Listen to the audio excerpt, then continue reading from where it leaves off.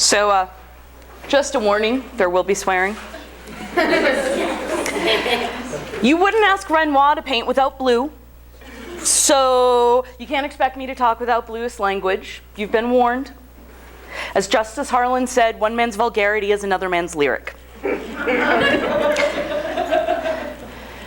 Now, my area of academic research actually involves the regulation of sexually explicit speech, so I don't think there is anybody who knows me for basically the last 25 years who would be surprised to see me standing in front of a sign saying how to be a bitch. But, you know, I'm all about the superheroes, so let's start with a little bit of an origin story. If superheroes can have origin stories, so can taboo talks. So last semester, I was telling my PR students that I had actually stage managed Our Country's Good, the show that just was up in the theater, when I was in college, because the director wanted somebody who could wrangle a big cast and crew and be the disciplinarian while he could be like the artist. And I said, you know, to the class that he picked me because he knew that I knew how to be a bitch. And one of my students was like, you should totally teach a May-term class in that. And I thought it was a great idea, so I actually went to Tamara Stevenson, who is one of my colleagues in communication, and asked if she wanted to team teach a class called How to Be a Bitch. And without actually any wondering like what would be the topic, she's like, of course I would. And so she signed on, and here I am. Now the May-term class will be looking more broadly at leadership and organizational issues, which is Tam's specialty, and I'll be digging into media representation of women, and particularly women in charge. It's going to be a lot of fun. Now, if the media interests you in particular and you weren't able to get into the May-term class, I am teaching a class called Race, Gender, Class, and the Media in the spring of 2017. And Tam actually teaches a great class called Intro to Human Communication that you might find interesting. Not that I'm here to troll for majors or anything, because our degree totally sells itself, as evidenced by my majors. So when Jane and Sarah approached me to do the taboo talk, I really had to think about what aspect of this class that was still mostly theoretical would work in this format. And so I settled on exploring the intersection of bitch with my perspective on feminism. Now, before we get into that, I want to make one thing really clear. You don't have to share my beliefs about this word or about feminism. I'm certainly not comfortable with every iteration of the word, and you have my absolute support to challenge it whenever somebody uses it in a way you don't like. But I think it's interesting to think about the many meanings of bitch. So a show of hands, how many of you have used the word bitch in a way that you acknowledge is negative? Most of us. How many of you have used it in a way you consider positive? So, you know, it's such a sort of a fraught word. How many of you are torn about whether or not the word's a good word to use? Yeah, it's, I think it shows that bitch is a word we simply can't avoid thinking about. I did read an article when I was going through my stuff that I gathered last night, and there were the people telling me that under no circumstances could bitch be a good word, and if you believed it was, you just were a slave to the patriarchy. And sort of why I wasn't a social science major as opposed to a communication major, because it's like, no. Language is always going to be up for debate. Now, my favorite dictionary definition of bitch is a female otter, because who doesn't want to be an otter? Seriously, look at that, so cute. But I digress. The use of bitch to refer to a woman, rather than a female dog, goes back to at least the 1400s. And from the beginning, it was used to call out women for being sexually promiscuous. And one thing I was reading said that it was women who were sexually promiscuous but who weren't whores. So it was women who slept around but not for money. Like that was worse. So we have about 600 years of history to unpack here, and I think we have enough time. Now, as a concept, bitch is another one of my favorite words, and that's fraught. If you're unfamiliar, fraught means causing or characterized by emotional distress, tension, uneasy. Bitch is definitely that. Now, Googling bitch memes was not really a good idea for my peace of mind, because you saw the positive ones I had up there, but there are so many ways that this word is wielded as a harmful weapon against women and men alike. Even when women embrace it, it can be difficult. I personally don't call other women bitches, even in the good way. If I use it in a positive sense, I'm almost always talking about myself, not other people. I belong actually to a private Facebook group called Classy Bitches. I didn't start it, but I was honored to been asked to join. And I actually asked them what they thought about the word, and everyone who responded talked about the nuances and challenges. Nobody was 100% one way or the other. And most importantly, nobody was fully comfortable with it. And just because I have positive ideas about the word doesn't mean that I don't use it in problematic ways on occasion. I will totally cop, my husband's here to attest, that a few weeks ago this exact phrase left my mouth. Thomas Jefferson was such a little bitch during the Revolution. Anybody Hamilton fan? Yeah. Now I know I shouldn't say that if I want to reclaim the word in any way, but we are all a work in progress and striving towards being better, and Jefferson totally was. So what do I like about the word? Well, any time in my life that I've been called a bitch, it was when I was doing something that I thought was right. I've heard it on my teaching evaluations, and I'll stand by every grade I've given for the last 20 plus years. I've heard it when I've said no to someone who thought I owed him, and it's always a him, a yes in a whole host of situations, personal and professional. I've heard it when people simply didn't like my choices, or the fact that I was speaking out, or calling them on their bullshit. So bottom line, why would I get upset about that? Now, Gloria Steinem actually recently said in an interview, the best thing I ever thought to say when someone calls you a bitch is thank you. I mean, it totally disarms them. They don't know what to do. Marlo Thomas also used to say that for a man to be called aggressive, he had to take over your business. But for a woman to be called aggressive, she only had to put you on hold. It's a terrible double standard. We have to call them on it. Now, whatever your feelings on Gloria, and I'm a little annoyed at Gloria right now, but it's certainly an interesting idea. And from Gloria to another oracle of feminism, totally seriously, with something important to say, Nicki Minaj. Yes.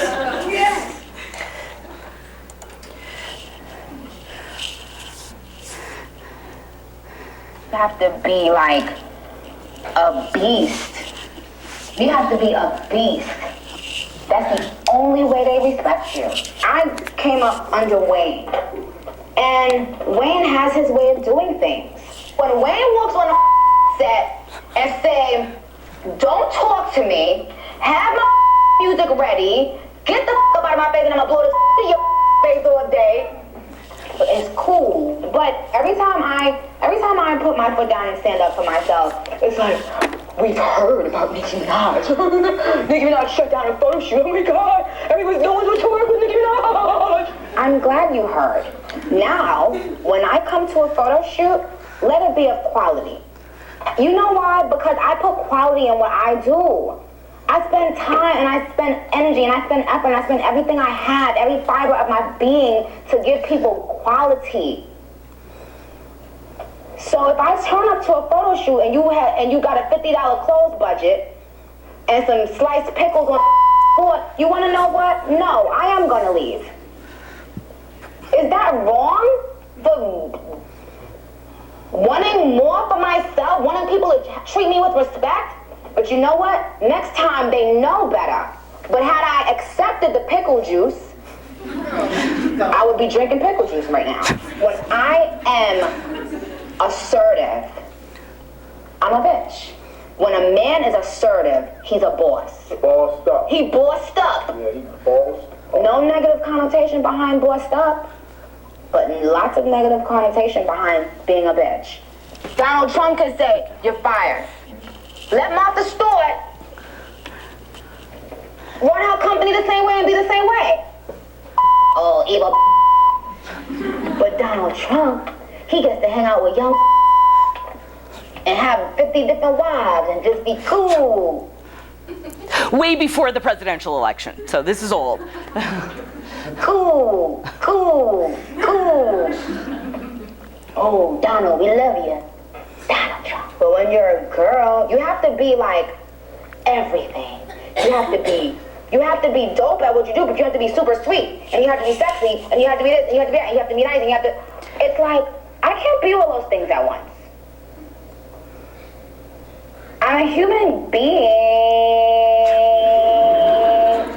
I don't mean to be ranting and raving like this. Don't use this footage, please. It's just gonna make me look stupid.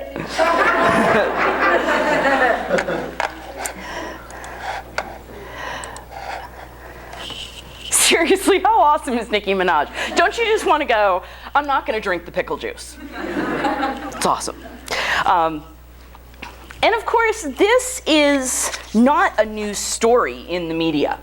The list of women performers who've gotten labeled a bitch for demanding high quality in their art is long. Some of my favorite media, some of the most influential things in my life, good example is Roseanne. That was one of the first shows to show a working class family.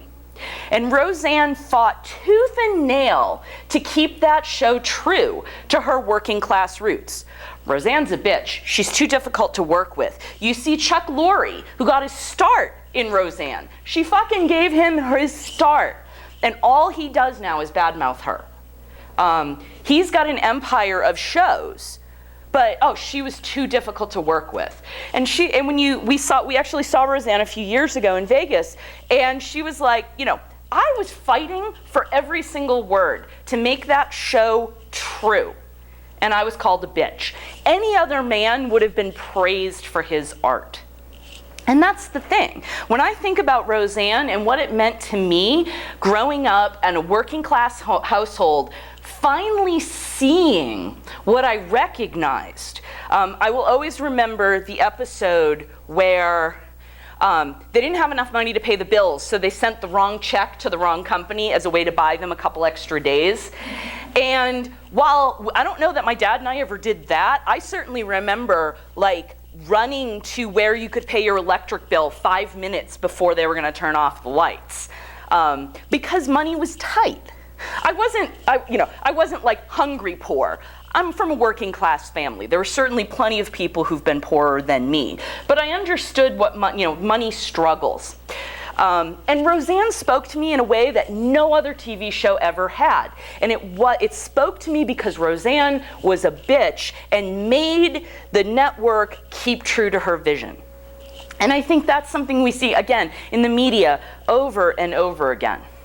Now, it's also in every workplace, not just the media. I'd actually like to read you an excerpt. It's a little long, but I think it's worth listening to, of a widely shared blog post from the Content Factory called Do More, Apologize Less, How Bitches Get Ahead in Business. And this is the opening of the article. Right now, 480 of America's most powerful business leaders are focused on their work. They're negotiating deals, driving hard bargains, demanding results.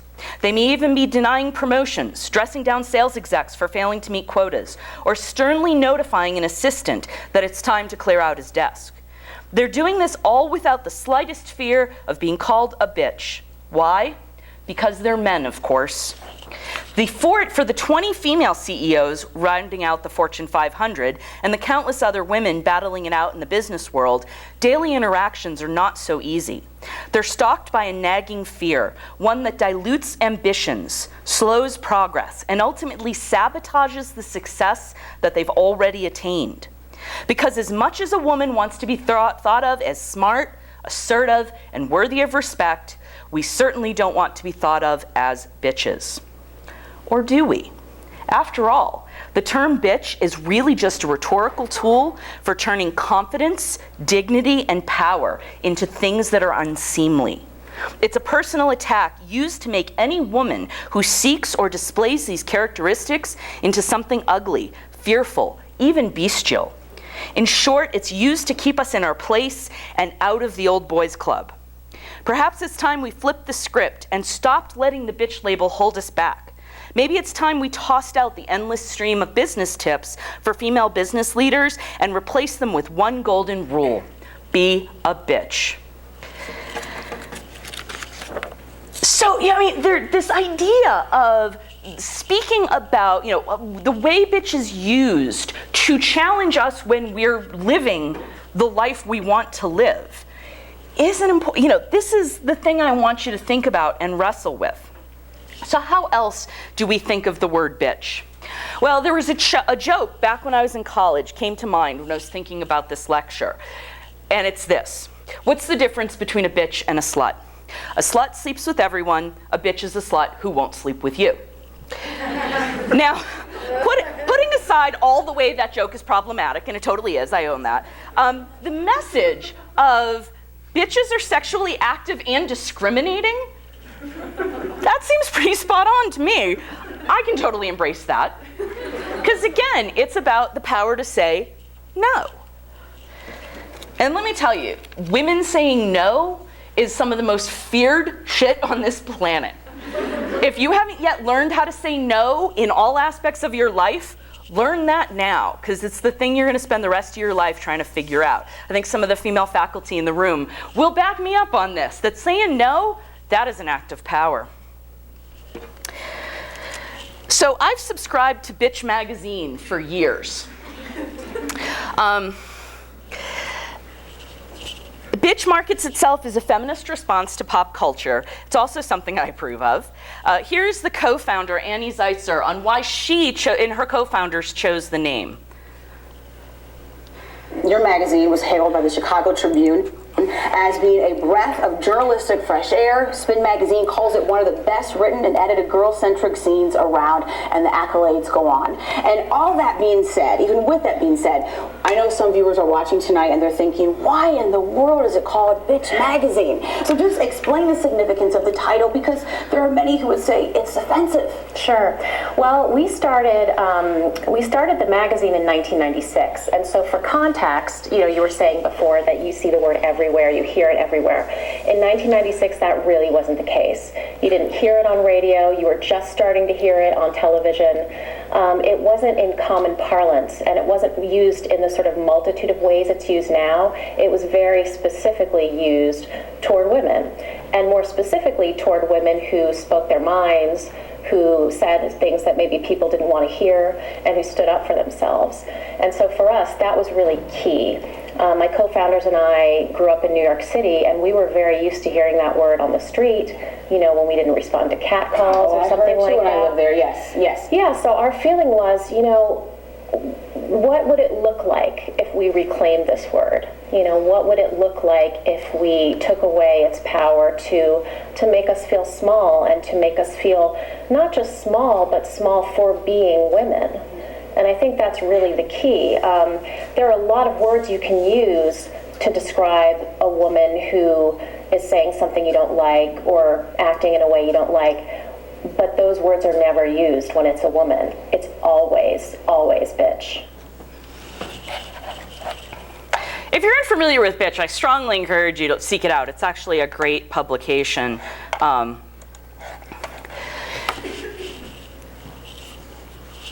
So, probably the most influential thing that influenced my thinking about the word in recent years is something you've probably seen, and it's this clip from Saturday Night Live from 2008.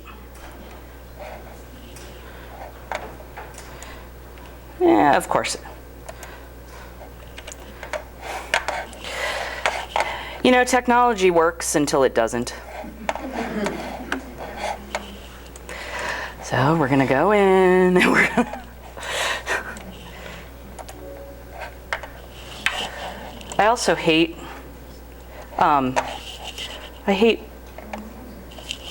what the hell is this? PC.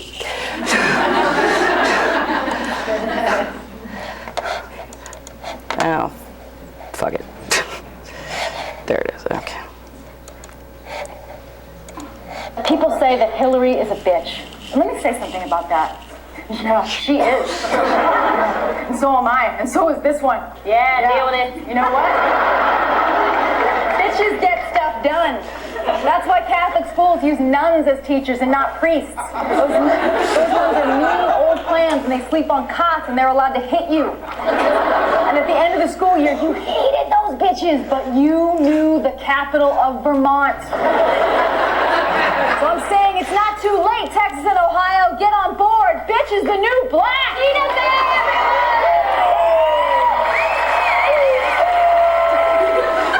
People say that Hillary is a bitch. Let me say something about that. Yeah, she is. I love that. Because to me, that's it.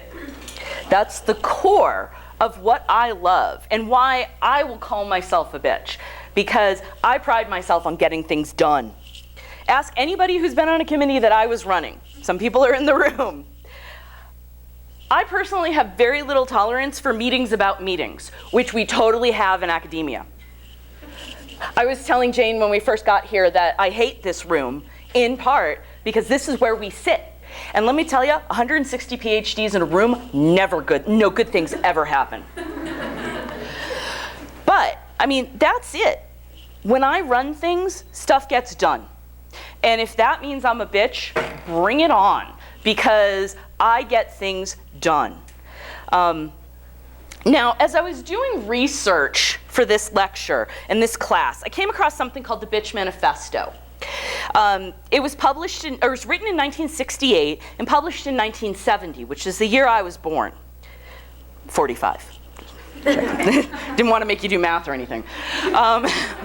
Now, when I read it, I realized that it encapsulated so many of my feelings about the word. The author, Joe Freeman, who was writing under the name Joreen, described 3 qualities to a bitch. Now, normally I would never put so many words on a PowerPoint because I'm a comm professor and we don't do that. But I thought this was worth sharing. So this is what Joreen wrote about personality. Bitches are aggressive, assertive, domineering, overbearing, strong-minded, spiteful, hostile, direct, blunt, candid, obnoxious, thick-skinned, hard-headed, vicious, dogmatic, competent, competitive, pushy, loudmouthed, independent, stubborn, demanding, manipulative, egotistic, driven, achieving, overwhelming, threatening, scary, ambitious, tough, brassy, masculine, boisterous, and turbulent. A bitch occupies a lot of psychological space. You always know when she is around. A bitch takes shit from no one. You may not like her, but you can't ignore her. How many of these words do you want to own? Yeah, I mean, that's the power of this, is that, yeah, there are some words that maybe aren't super pleasant, but man, I like this person. I really do. She also talked about the physical characteristics of a bitch. Bitches are big, tall, strong, large, loud, brash, harsh, awkward, clumsy, sprawling, strident, and ugly. Bitches move their bodies freely rather than restrain, refine, and confine their motions to a proper feminine manner. They clomp upstairs, stride when they walk, and don't worry about where they put their legs when they sit. They have loud voices and use them often. How does how we take up space relate to our bitchiness? Well, there is a whole host of articles and research about how women are constantly trying to make themselves smaller. We hunch our shoulders, we slouch in chairs. We try to blend in with the furniture. We try to stand in the corner. Whether it's related to our concept, and beyond that, even just weight. Our whole job, according to advertising, is to take up less space. Fuck that. Seriously, why should I take up less space? Why shouldn't I clomp up the stairs? And again, the people who have offices near me will testify I clomp everywhere. But it's that sense of this idea of us taking up space, of standing up straight, of throwing our arms out, of gesturing wildly. I teach our portfolio class. Some people are survivors in here. We've got a couple people who are in it right now. And one of the things we talk about are power poses. Have you seen, any of you seen the TED Talk about that? That there's actually scientific evidence. If you do a power pose for 2 minutes, where you actually physically take up more space, it actually raises your, I think it's melatonin, and lowers your cortisol, which is actually the physical reaction to stress. So before a job interview, if you aren't lucky enough to take my portfolio class, I'll tell you this, before a job interview, find a bathroom and just stand, or just do the Wonder Woman thing.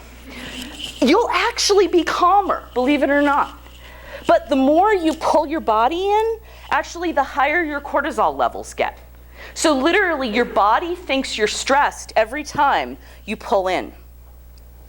And I mean, again, when we talk about advertising, all we talk about is this idea of how advertising cuts women down physically, shaves off parts of our body, shows us only as parts.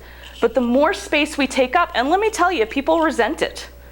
That idea of taking up too much space pisses people off, especially for women, because that's not what we're supposed to do. But it's a real threat when we do, because you're sitting there saying, I belong in every space I am in. I belong in the boardroom, I belong on the dance floor, I belong wherever I want to be, and I'm going to take up space. That's another characteristic of a bitch. Orientation. Bitches seek their identity strictly through themselves and what they do. They are subjects, not objects. They are independent cusses and believe they are capable of doing anything they damn well want to. If something gets in their way, well, that's why they became bitches. Yeah. Now, I'm not going to tell you that there aren't some things in here that are a little dated. For example, the ... was the part that says bitches don't get married. So, which kind of goes against what I'm saying. But some things, it was 1968. But it's the idea, this idea of we define ourselves the way we choose. That we are independent. We make our identity not through other people. And it's interesting, one of the things, so I obviously am not from Utah. I'm from Boston. And so actually Rockland, which is the why bitch please, I'm from Rockland. One of the weirdest things for me when I moved here, and part of it might have been my age in life, I got here when I was 33, is how often I heard grown women refer to themselves solely as somebody's mother that had no other identity. Now, there is absolutely nothing wrong with being a mother. There's absolutely nothing wrong with being a stay-at-home mom. I don't judge anybody's choices as far as that goes. If you want to take off from your career, stay home and have kids, and that's what you want to do, fabulous. But I just kept hearing, especially at the women's gym that I went to, people actually, well, Tanya's mom. It's like, I'm sorry, do you not have an identity? And again, nothing wrong with being a mom, but I like women who are themselves and a mom. I like Michelle back there. She's a mom with, let me tell you, the most well-behaved kids. We went out to breakfast, I didn't hear a peep out of them. I was so impressed. Fear is healthy. I got no problem with fear. Like, I'm working class. I got no problem with threats. But it's that sense of the people, women have to define themselves by who they are. Now, I'll be the first one to admit that far too many of my sentences will start with my husband and I, and sometimes I feel like somebody probably doesn't think I'm independent, but if they don't know me. But it happens to be that those of you who might know my husband works here too, and so we're rarely more than 10 feet apart. And so sometimes it's like that's just the sentence that comes out of my mouth. But anybody who actually knows me knows that I define myself by myself, as myself. And that's what that's another message that I think you can take, is that you have to be subjects, not objects. Now it goes on from there, and some of it's really dated, like the bitches don't marry, and some of it is just as true as when Joe Freeman wrote it. And I encourage you to Google it, to read it, to think about it, to breathe it in, and to own it in the parts that you're comfortable owning. I love it and hate it because we still need it in 2016, and that makes me a little sad. But man, reading that, I'm like, yeah, I am domineering and brash, and I love the word brassy. Actually, I can't wait till I'm a broad. I'm not quite old enough to be a broad yet, I think. I think you gotta be at least like 50, but man, I wanna be a broad. Anybody know who Molly Ivins was, the journalist? She was a journalist in Texas, and she was the best Texas broad. I loved her. So I'm very excited someday to be a broad. So how does this all relate to feminism? Well, to me, feminism is a deliberate, informed choice. What you choose matters less to me than that you made an informed choice freely and thoughtfully. I don't think feminism is limited to a particular set of choices, but it does require us to think deeply about the consequences of our choices. It also requires us to understand how systemic issues like racism, sexism, classism, ableism, and so on influence our choices. None of us, no matter how educated or thoughtful, is completely free from the chains of those isms. So it's important that we understand that we've been affected so that we can make informed choices. For example, wearing makeup. Now, my students will tell you that they have never probably seen me in makeup, but I got dressed up specially for you. And I certainly wasn't wearing it when I taught this afternoon. I went home and put it on because I knew I was going to be on TV. And I might be a feminist, but I also clean up. So, now, makeup, some women completely avoid makeup because they view it as part of keeping women down, and they say that's the feminist choice, is to not wear it. Personally, it just always seemed like too much work to me to wear it on a regular basis, so sleeping in became my feminist choice. Other women will say that being fully made up makes them feel powerful. So the act of wearing makeup to them is also a feminist choice. And my response is to always ask, how does your choice relate to the social standards of acceptable beauty? Are you contravening them for the sake of the challenge? Do you feel powerful because society told you that being beautiful is our only path to power? The answer might not change, but understanding the patriarchy's influence on our decisions, for example, is an important part of feminism for me. So I've always approached feminism as doing what I wanted to do, hopefully after I've given it some thought. Now, I am a child-free professor who changed her name after marriage, but made sure to marry a man who does all the cooking. All of these, and he's really good at it too. All of those things were feminist because they were my informed choices. I didn't change my name because I was supposed to. I changed it because I wanted to. I actually think my husband and family were shocked when I changed my name because I have always been an uppity feminist, and they were really surprised. But it was my choice. And it wasn't about the patriarchy, and it wasn't about what social, again, actually when I was a little girl, my family told me I couldn't change my name because there were only girl granddaughters in the Dalianis family, and they're like, you're keeping your names until we get a boy. And I'm like, all right, because they didn't want the name to die. So, but it was that idea of, I made a choice. Some people call it an anti-feminist choice. Oh, I sacrificed my identity.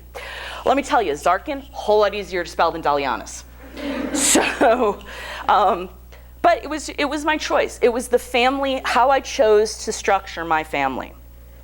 Now, I didn't choose not to have children because of my career. Some people will ask me that, oh, were you too absorbed in your career to have children? And it's like, no. I chose to remain child-free because that was my reasoned decision about the life that I wanted to have, as well as a perfectly reasoned self-reflection on my temperament and likely poor parenting skills. I am my father in many ways, and we had a challenging adolescence, and so I didn't really want to do that again. But it was my choice, and I didn't realize how radical a choice that was until I moved to Utah. I was not prepared for that. But it's this sense of, again, that was a feminist choice, not because I do or don't have children, but because I thought about whether I wanted children. I didn't have children because someone told me to, or I didn't not have children because I was a career lady. Frankly, academics, we just, our schedules are such, it kind of makes it easier to have children, because you can leave campus in the middle of the day and cancel your classes if you need to. But honestly, this was not for me, this was not the life I wanted, and that was my feminist choice. Now, many of my choices, everything from my choice of career to the length of my hair, has brought condemnation. It used to be really, really short. Now it's just shaved, so just to be clear. Many of the choices have brought condemnation down on my head. For what I've concluded is that when people criticize my reasoned choices, I always ask myself first, is this somebody whose opinion is valuable to me? If the answer is no, there's only one reasonable response. I don't give a fuck what you think. And to a lot of people, that makes me a bitch. But really, it's a hugely powerful thing. The power to recognize the opinions that matter and the opinions that don't. The power to ignore all the people who feel it's their right to comment on your clothes, your choices, your job, your romantic life, your body hair, whatever it is. The power to say, I don't give a fuck what you think, is liberating. Actually, this comic says it all. But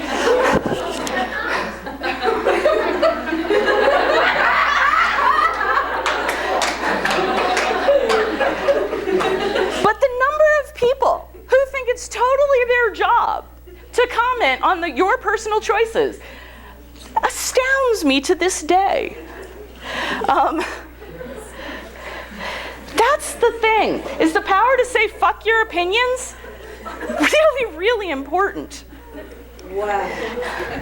Now, not that this is always easy. I've certainly struggled to get to this place. And I won't lie, there is not a chance in hell I'm watching this video, because I will critique everything I did, and I'm a lot thinner in my head. I managed to make it through my Jeopardy episode once. I can't watch it. I can't even watch Jeopardy anymore since I was on it, because I'm like, I got that answer wrong. So I'm not proclaiming to be perfect. I have insecurities that have followed me. But most days I feel like I'm there. It's one of the best parts, actually, about being middle-aged, because I am so beyond caring what most other people think that I'm about 2 steps away from teaching my classes in my robe and slippers. And my students will tell you I'm not really ever that far away. I actually have a sweater that I wear as a sweater, but was actually marketed as a bathrobe, and I don't care. It's comfortable, and it's warm, and I wear it. Now, none of this is to say we should ignore all criticism. We are all flawed human beings who do and say stupid shit. We can learn from the reactions to our behavior. We can become better people when we hear hard truths about ourselves. The key to learning to separate valid criticism from the bullshit is what I want you to think about. Now, one of the things that surprised me most as I was planning this lecture was how many of my friends, colleagues, and students have told me how much they need to learn how to be a bitch. I was actually surprised, because frankly, bitch is my natural state. I have to work hard at not being a bitch all the time. But I've actually found so many women, that's hard for them. And what I discovered is that a lot of women feel caught up in society's expectations and they can't break out. And that's when I realized I was actually given an amazing gift in my youth. Nobody ever told me that being nice was my job, as a girl or as a woman.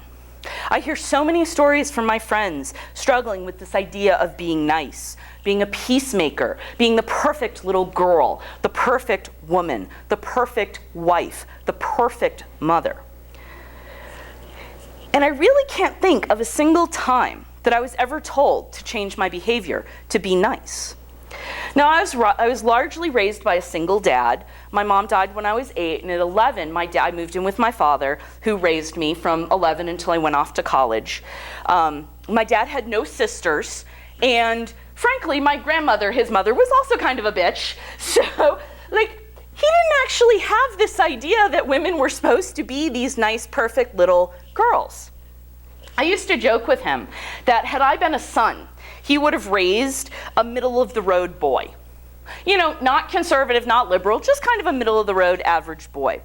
But what he raised was an uppity feminist. He told me that I could be anything because I was, in the parlance of my hometown, wicked smart. I used to have the accent. I worked in radio. So instead of becoming this sort of middle-of-the-road boy, I became this uppity feminist, not in spite of my blue-collar dad, but because of him. Because it never occurred to him that I should be anything other than remarkable, independent, and mouthy. Mouthy runs in my family. It's a gift that I'm actually more grateful for with every passing year. So what's the answer to how to be a bitch? Well, I got a list for you. Do what you think is right. Believe in yourself, your choices, and your decisions. Have standards, and make sure that you are always striving to surpass them. Don't be afraid to demand that those around you strive too.